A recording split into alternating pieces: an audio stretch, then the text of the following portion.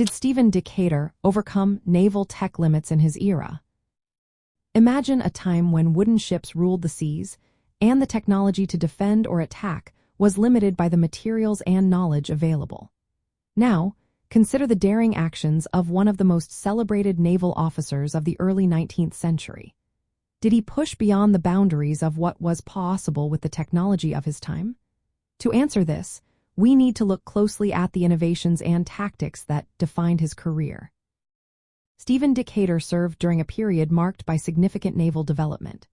His era saw the transition from traditional sailing ships to more advanced vessels, but many technological limitations persisted.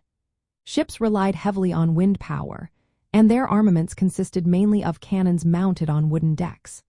The ability to maneuver, sustain long voyages, or defend against more modern threats was constrained by these materials and design principles.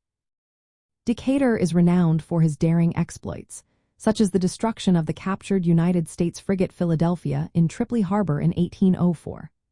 This operation involved navigating a heavily fortified harbor with a small force, which required exceptional seamanship and tactical ingenuity.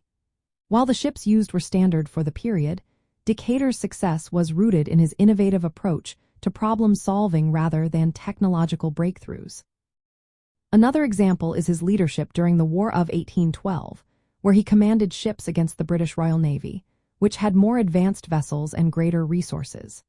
Decatur's strategies often involved aggressive tactics, swift maneuvers, and exploiting weaknesses in enemy formations. These tactics compensated for technological limitations, allowing him to achieve notable victories despite the constraints of the era's naval technology. Throughout his career, Decatur demonstrated a keen understanding of his ships, capabilities, and limitations. He maximized the effectiveness of existing technology through tactical brilliance and bold decision-making. While he did not invent new naval technologies, his ability to adapt and innovate within the technological boundaries of his time suggests he was a master at overcoming the limitations imposed by the era's naval technology. In conclusion, Stephen Decatur did not fundamentally change the technological landscape of naval warfare in his era. However, he certainly pushed the boundaries of what could be achieved with the tools available. His leadership, daring actions, and tactical ingenuity allowed him to overcome many of the technological limits of his time, making him a legendary figure in naval history.